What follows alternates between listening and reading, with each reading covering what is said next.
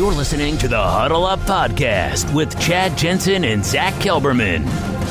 Join Broncos Country's deep divers at milehighhuddle.com and sound off. And now it's time to drop some knowledge.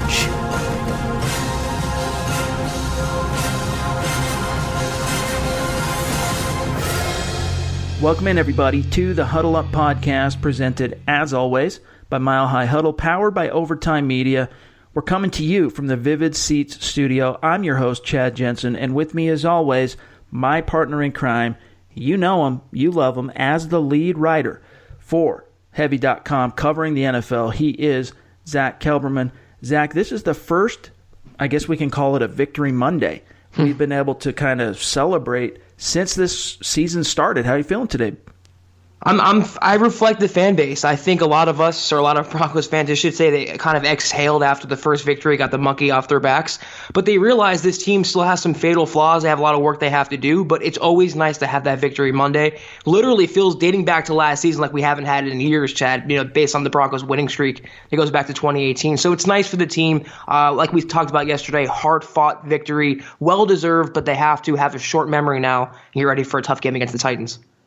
Yeah, dude, the last win, we're talking about the 157-yard rushing performance, 2 touchdowns of Phillip Lindsay in Cincinnati. That's the last time we've been able to celebrate a regular season win, before yesterday. So feels like eons ago, doesn't it? It really does. It really does. And you talk about exhaling. I want to read an interesting quote from Flacco. Immediately following the game, Joe Flacco said, quote, "Well, it took all the way till the end to exhale, but it's always big. When you have a lot of young guys and you have some new faces, it's big to get these wins and start to feel some juice.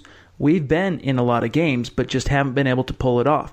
It's just one of those things where if that continues to happen, then it's just obviously not as easy to have that confidence that you should.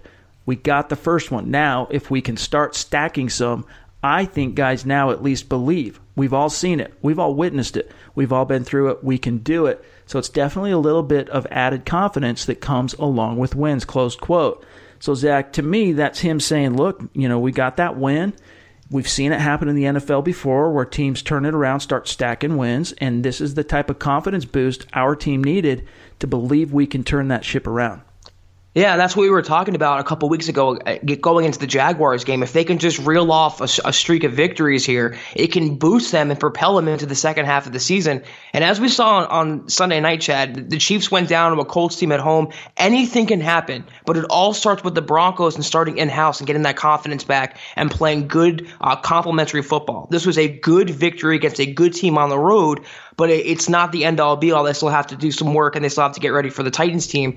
But if they can just rattle off these victories now, going into the second half of the season, it might not be a playoff berth, but they can come together and play at least competent football for all 4 quarters. They can show some improvement and development for 2020. That's an encouraging sign, considering how the season started. No doubt. And speaking of the Titans, we are hoping to be able to have a credentialed Titans journalist to talk to for you guys on Thursday's episode.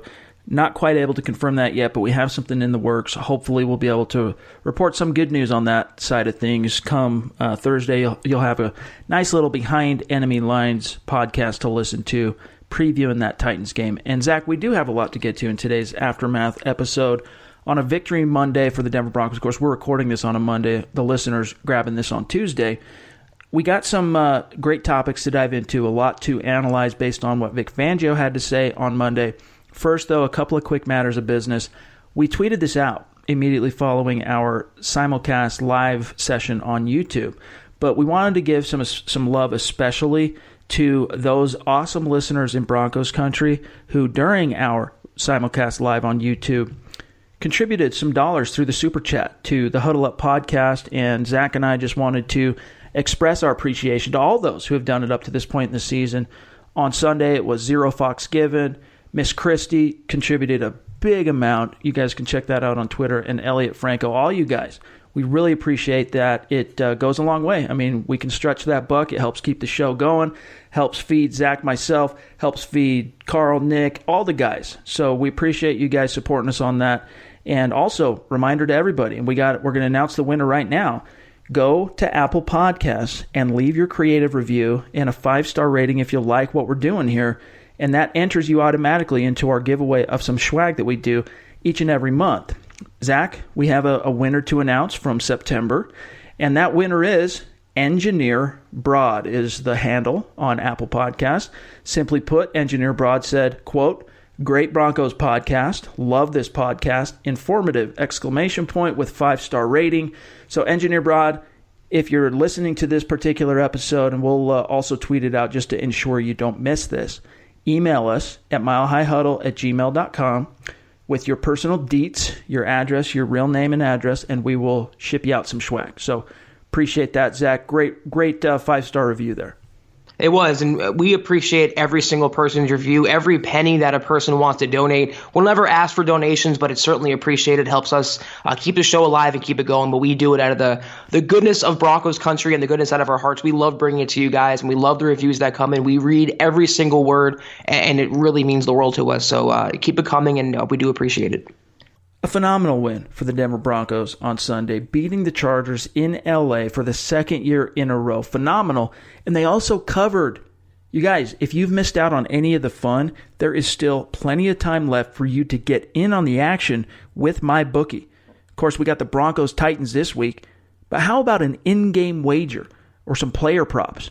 Do you still think the AFC West might be in play with the Chiefs losing and the Raiders winning and the Chargers losing and the Broncos winning? You guys go get great odds on that too. That just scratches the surface though. I mean, we have teamed up with MyBookie this October to give you this great offer. Here it is. Ready? Sign up at mybookie.ag, use promo code OVERTIME, and they will match your first deposit. Again, promo code OVERTIME, and new users, you get your first deposit doubled. mybookie.ag. You play, you win, you get paid. This is the Overtime Podcast Network. All right, Zach, let's dive into a couple of I think the first matter of business we should touch on just real quick is a recap of the injury situation. So Devontae Bosby, of course, a casualty of some friendly fire. Alexander Johnson bashed into him. I think it was about 12 defensive snaps into the game on Sunday versus the Chargers, and it was kind of a scary neck-head deal where he had to be carted off on the stretcher, taken to the hospital. The good news is he was able to be released from the hospital and fly home with the team back to Denver. And then we found out on Monday that it is a cervical sprain. And all Fangio had to say basically was that the coming days will kind of tell the tale in terms of how quickly, what he feels like in the next couple of days. Could be something that ends up actually costing him the season. That's a possibility. But more realistic, Zach, is probably he misses a couple of games. So, and then the flip side to that is Justin Hollins on a non-contact play suffered a knee sprain, so he's week to week according to Fangio. How do you think the Broncos, now that's 2 hits to the outside linebacker depth chart in successive weeks, those 2 injuries, how does it affect this team moving forward?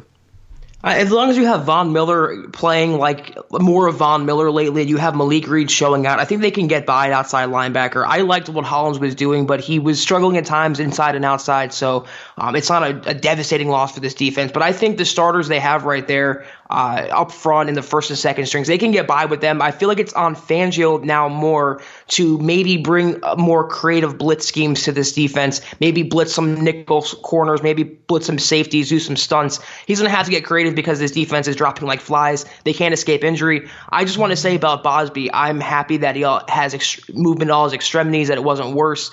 And for Hollins, too, a non-contact injury, that's usually a season-ending injury. It's usually a torn ACL, torn Achilles. So the fact that it was a sprain, it's fortunate news for him and also the Broncos defense. I just got to say that when it comes to Hollins, I love his athleticism, his freakish size. He's got some really interesting traits. However, since the regular season started, he has been basically a non-factor. And when he's played off-ball linebacker, in fact, he's been a liability. He's been better, more of an impact player when he's played outside linebacker, which is what he was doing on Sunday when he suffered that injury. But, hey, at least you have Malik Reed showing out. And the Broncos, of course, just signed Jerry Atachu. So there are some options, some depth there, but they are depleted. However, Zach, upon the second viewing, I went back and watched the game. We don't have the coach's film yet as of the time of recording this episode, but I did go back and rewatch the game with a different, because when you're watching it live on the first viewing and the game's going in the moment, just like you're mostly following the ball. You're following what's happening. But on the second viewing, you can take some time and kind of spotlight different players and see who's doing what. One of the things that jumped out to me from a 10,000 feet perspective, Zach, is Fangio actually dialed up a lot of blitzes in that game, and it worked. Now, the Broncos weren't able to sack Phillip Rivers. However, they consistently harassed him and pressured him. The interception that Simmons had, Justin Simmons, that was a direct result of the pressure the Broncos were able to bring. Von Miller especially turning the corner and creeping on Phillip Rivers caused him to get rid of it early and inaccurately, high over the head of the receiver and into the arms of Justin Simmons. So that's encouraging, Zach, because those first 3 weeks especially, I mean, it was painful at times watching Fangio basically just call coverage on third down, and Von Miller and opposing teams, I should say, were just able to take Von Miller and Bradley Chubb out by double-teaming them, chipping them, and it's good to see that he's finally adjusted to that, and it's working. That's the good news.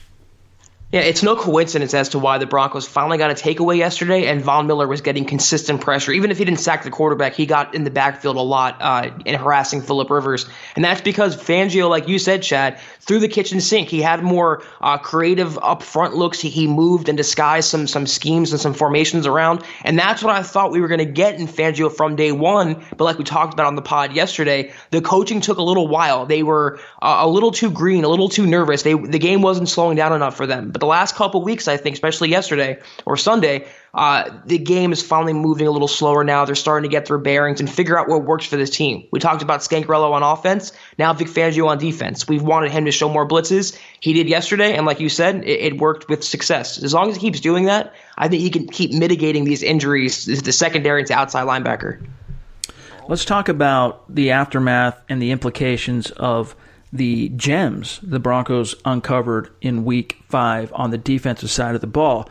We talked quite a bit about it during the Gut Reaction podcast immediately following the game, but Alexander Johnson, turns out, he comes out of that game with the highest individual grade from Pro Football Focus of any Bronco in 2019 so far, 91 point something or other. I don't have it right in front of me. I wrote about it earlier today, but the highest grade, 9 tackles, 2 passes defensed, the interception.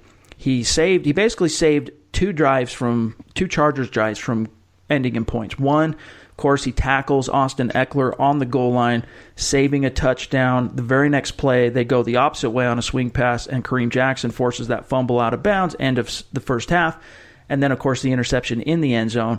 He was phenomenal. You could tell Fangio was tickled pink about the emergence of Alexander Johnson. And even I thought this was interesting, Zach. After the game, John Elway enters the locker room, exuberant to present as GM and President of Football Operations, Vic Fangio with the game ball of his first ever win as a head coach in the league. Fangio immediately takes the ball, accepts it, hollers, "Where's AJ? Where's AJ?" Finds AJ, gives him the ball. That was pretty cool to see. It was, and it's more interesting to me because he preceded Fangio. He was before his time here. Fangio has no loyalty to Johnson. That was the previous regime. And for Fangio to take to him like that, and we know how he came in here, he started kind of having an adversarial attitude toward players that he didn't get to hand groom or hand pick like Von Miller. But it was not the case here. And I think Alexander Johnson, played a hell of a game yesterday. And based on Fangio's reaction, we all know he doesn't dole out compliments. He doesn't show much emotion. But for him to do that, Chad, and give the game ball, that would say to me that Johnson has a starting spot locked up, and it's not going to change anytime soon. Great segue, because later in that conversation at the podium, Fangio was asked whether he would like to keep Mike Purcell, who was the other gem the Broncos uncovered, and Alexander Johnson in the lineup after their performances on Sunday, the starting lineup. Quote, "Yes, they both played well enough to continue," closed quote. So the implications there are not good for Adam Gotsis, because Shelby Harris, when the Broncos put Mike Purcell in the starting lineup, he played the nose. It allowed Harris to kick back out to defensive end where he's more naturally suited. The results spoke for themselves there. Adam Gotsis didn't dress. Now, that doesn't mean he's not going to dress going forward. As Fangio said on Monday, we're going to take that on a game-to-game basis, and some weeks it might be Gotsis who sits. Some weeks it might be Draymond Jones, who blocked a field goal in Week 5. It might be DeMarcus Walker, who's really had a lot of momentum. At this stage, I think clearly, though, Zach, the implication here is that you look at that 269 yards the Broncos gave up on the ground in Week 4 to Jacksonville. I don't think they were happy with the performance of Adam Gotsis. It wasn't just a matter of a couple of pieces needing to be moved, meaning Harris out to defensive end and Purcell into nose tackle. Yes, that needed to be done, but I think that they were very unhappy with what Adam Gotsis, how he was executing. And that sent a message. We'll see how he responds. And then also Josie Jewell. I mean, they say in the NFL, you're not supposed to lose a starting job to the injury bug. They say that. Well, guess what? It happens every day. It happens every week in the NFL, and it just happened before your very eyes. The key here will be, can Alexander Johnson, he looked like he captured lightning in a bottle. Can he sustain it? And Zach, before we started podcasting today, right before we hit the record button, you had an interesting comment, which has been, I think, on the minds of a lot of people. Why was Corey Nelson being played so much to start this season? And when you had Alexander Johnson, who'd been under Fangio's wing since January, through all the meetings, through all the OTAs, through training camp, through the preseason, he's been chilling. Look at the impact player he clearly revealed himself to be. What gives? Why did they wait so long to get him on the field? I want to read to you this quote. He says, and then I'm going to serve this over to you, Zach, quote, "He's a young guy who needs to master his craft a little bit better, meaning assignment-wise and details, but I always knew he was going to eventually get in there somehow, some way, because he does have talent. The worst thing you can sometimes do with a guy like that is get him in there too early for a lot of reasons. One, he might not be ready, and he might think that he's made it. He needed to earn some stripes on the special teams and improve there. I had a feeling he would go in and play well yesterday. Now, was he perfect? You saw a lot of good plays, but the plays you didn't notice, there were some accidents ready to happen that didn't get exploited, and he needs to clean those up. That's part of the reason, not the only reason, that he hadn't played much earlier." Close quote. Your thoughts on that? I can't fault Fangio for waiting this long because he had his starting players in place. I don't really buy that answer too much, though. I feel like if the Broncos weren't 0-4, they wouldn't have made these changes. Then on the flip side, if they would have won a couple games, would they have made these changes at all? So that's where I start to question Fangio's scouting ability and seeing these players. Purcell was a giant upgrade on Adam Gotsis. Alexander Johnson was a massive upgrade on even Todd Davis, all the Broncos inside linebackers. Like you brought up, I question why it took so long, but as a rookie head coach who we talked about was still finding his bearings, I'm not going to kill him for that. I will say Gotsis is the definition of a jag, though, Chad. He does nothing overly well. Last year, he was good in run support, but this year, that kind of went away. Purcell comes in. It's just a different energy. It's like having Domata Peko back on the field. You have that leader in the front seven. You have that heart and that teeth of that front seven, and that's what they've missed. They don't have that in Gotsis. They don't have that in Shelby Harris. Now Purcell brings that to the table, and it's no surprise. That's why they were much better on the ground yesterday against a very good running back. I want to see these players still do it consistently. I'm not ready to crown them Hall of Famers after 1 week, but getting these players in the lineup, I think it brought a huge infusion of energy and intensity and passion, and it came out in their final result. Yeah.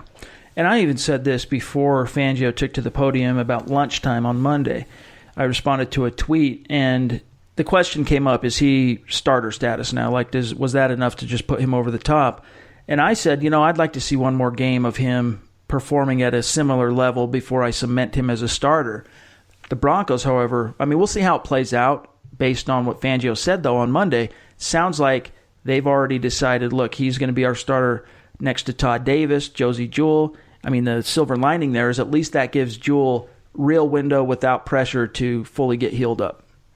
Right, and it all kind of bumps them down. The Broncos, to me, don't have a true ILB1, a standout inside linebacker starter. They have players they're kind of just getting by with, including Todd Davis. So to have a third option to the table takes collective pressure away from Davis, away from Jewell, and away from Fangio. He can just scheme around different opponents now, different game flow, and use the players where he sees fit. There's nothing bad about Alexander Johnson coming out and pushing for starters reps. It only makes the Broncos defense as a whole that much more formidable. All right, we still have a couple of topics we want to touch on before we get out of here for today.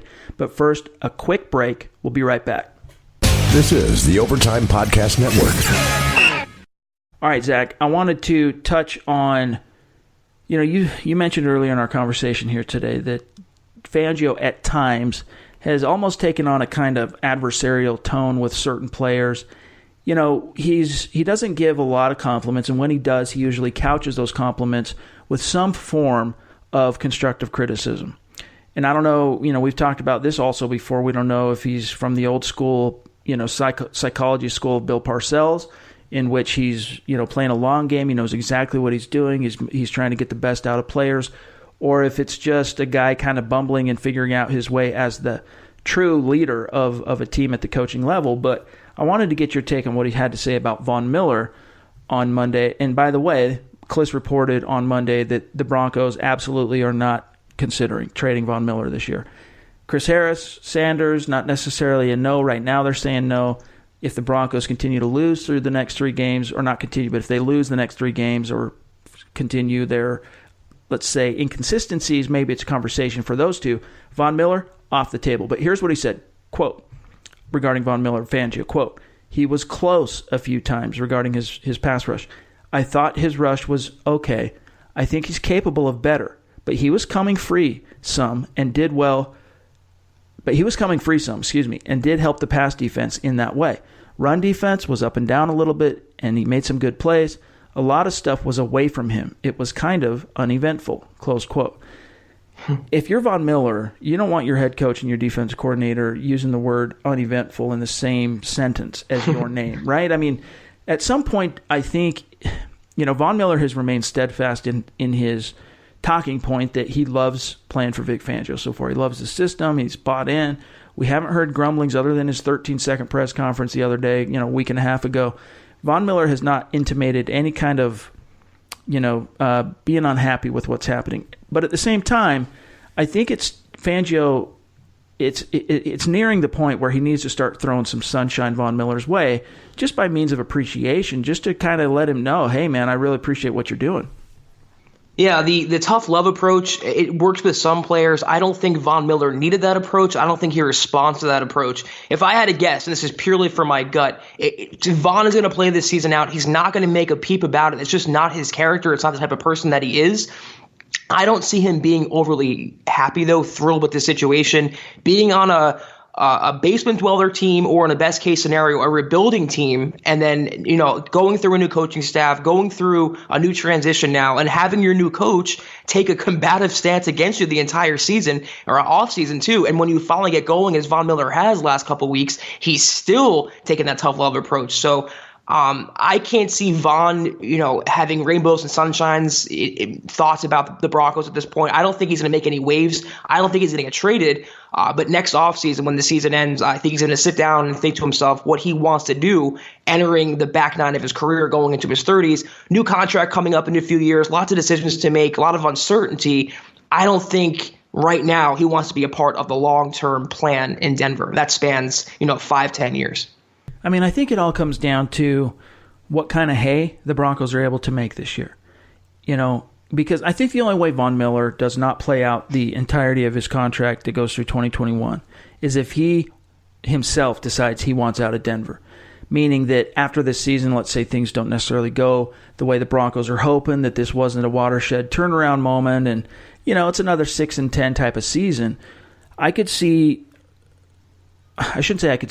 only way I could see him leaving Denver, or the Broncos considering trading him next year, is if he goes to the front office, or even some kind of a passive-aggressive play through his agent and the court of public opinion, and makes it known that this time has come. He wants out. I don't necessarily think that's going to happen, because Miller he's a future Hall of Famer. He's a all-time Bronco through and through. It would take a lot, I think, in order for that to happen, honestly, Zach, I think this would be what happened in the first quarter of this season, the 0-4, the depredations, the depths that it felt like this team was in at times. That would have to pop back up and kind of be the theme throughout the whole season, where it's clear this team is so far away from being anything competitive that he just loses all hope. We've heard him talk about before that, he's in his prime, intimating that the Broncos are wasting his prime with all these different decisions that haven't worked out at the coaching level, the quarterback level, etc. That's really the only thing I could see is Von Miller coming to John Elway and saying, look, it's been a great run. Appreciate everything y'all did for me, but I want out, and use a power play to try and force his way out of Denver. But I don't really see that happening. Do you? No, and that's what I was going to say. He's not going to do it publicly. He's going to do it privately. And I think if he marched into Elway's office and said, listen, I'm not I'm not playing a down of football for you ever again. You either trade me or I'm sitting out. Elway, I think, considering the headaches that he dealt with in the past with Von Miller and the contractual disputes, I don't think it would take much if he can find a trade partner to pull the trigger. But just getting to that point, Von would have to raise a sting. Von would have to want out of Denver. We don't know any of those things as fact. We're just speculating right now. And until that comes to light a little more, we have to assume that he's going to be in a Broncos uniform at least this season and maybe even next season. By the way, I thought it was interesting. I don't know about you, but I'm getting sick of seeing Deontay Spencer return punts from the 5-yard line and get tackled at the 10, and this team starting drives, buried in their own territory. Fangio was asked directly whether he's comfortable with Spencer fielding the ball within the 10-yard line. Quote, no, he's not doing what he's being coached to do there. Close quote. So Tom McMahon a little bit under the gun, I think, after the Broncos gave up that return touchdown to Desmond King. Deontay Spencer, who's shown some electric ability, like he's definitely the best punt returner the Broncos have had back there since Trendon Holiday, but he still needs to be a little bit better in the decision-making department when he knows he's backed up against the goal line. That doesn't say much, though, about the Broncos punt returner since Holiday, though. I mean, it's a kind of recency bias there. And McMahon, to me, has no room to talk right now. Beggars can't be choosers. He was under the gun in preseason to open the regular season. He is no established coach, and he has his own problems on special teams, too. Spencer, it's not an exciting returner at all, not an exciting set of moves that he has, but after the last couple years, he has a sure set of hands, and he can get a couple yards and hold on to the ball and give it to the offense. That's the most, I think, any Broncos fan can hope for right now. Last thing I want to touch on, and then we got to get out of here for today, is just kind of the aftermath of the Bosby injury. So the Broncos, obviously, and we talked about this in the gut reaction, Isaac Yiadom, again, it's one step forward, 2 steps back with the penalties. However, we've seen both Duke Dawson and now Devontae Harris. They saw some significant reps on Sunday in Week 5, and Fangio basically said that, look, the way the reps were being divvied up going into Week 5, he was not so much satisfied, but he was okay with the way those two held up considering the limited amount of reps they got, because the top 3 corners obviously being Harris going into last week, Harris, Bosby, and Yiadom. Now those guys, though, are going to see an uptick in snaps, according to Fangio, during practice in preparation for this next game. I'm optimistic that we are going to see one of those two guys emerge, because Duke Dawson has shown me a lot so far. I love his physicality. We've talked a lot about in the past Fangio's, especially defensive backs, tackling is non-negotiable. Duke Dawson is a guy who has no problem sticking his head in the muss. They just got to be a little bit careful with the grabbing and the pass interference. But a lot of those kind of timing, weird things that happened, both of them got a pass interference foul in Week 5, come with the discernment of playing in live bullet situations. And the more live bullet situations they get under their belt, the more they're going to acclimate, and you're not going to see those things happen. Well, let me translate this from Fangio into the common NFL speak. Anyone but Yiadom at this point. He's by far and away the weakest link in that secondary. You can argue the weakest link on that defense right now. And every player they've played, Bosby, Duke Dawson, look better to me than Yiadom. I just think he's not taken to this scheme, and he's hurting the defense at this point. I love to see what they have in Harris, love to see what they have in Duke Dawson. They invested heavily into the latter. He was a second-round pick of the Patriots. There's obviously potential there. They just have to kind of curate that at him now and kind of build it out of him and scheme around his strengths. And I think it's exciting to see someone else in that secondary, some new blood moving around and not having Yiadom back there, failing to turn his head, not locating the ball, and getting burned in pass coverage. So in my opinion, maybe this extends to what Fangio was saying too. Anyone but Yiadom. In my opinion, he's a guy that, if things don't work out for him at corner, maybe it's just not his bag at the NFL level, put him at strong safety, dude. Start getting him some safety reps, because he is a physical presence. He tackles, he hits. He is very instinctive in that sense when he's facing the line of scrimmage. Once he gets his back turned and he's running with the receiver, it's yikes territory. However, I could see him, if the Broncos eventually give up on him being a corner, I could see him being one of those rare, at least for the Broncos anyway, you don't see this happen too often in the annals of the team. I could see him converting to safety and making some hay. I mean, I could see it, but we shouldn't let John Elway draft corners in the 3rd round anymore. You had Langley move to receiver. I mean, you have Yiadom moving to safety now. Just don't take cornerbacks that high anymore. Just move on and pick a different position. All right, you guys. Well, that's going to do it for today's episode of the Huddle Up Podcast. Thank you for joining us. As always, we will be back on Thursday, and in the meantime, you can look forward to a fresh episode of Building the Broncos on Wednesday. Make sure you're following the show on Twitter, @HuddleUpPod. You can find my partner, Zack Kelberman, on Twitter, @KelbermanNFL. Myself, @Chad and Jensen. Enjoy your week. It's a victory week. The Broncos got their first win. They're 1-4. The confidence is there. The belief is back, according to Flacco. And you can feel the energy starting to shift within this team. So we'll see if they're able to harness that and capitalize on that in the coming weeks. But for Zack Kelberman, I'm Chad Jensen. We will talk to you on Thursday. You've been listening to the Huddle Up Podcast. Join Broncos Country's deep divers at milehighhuddle.com to keep the conversation going.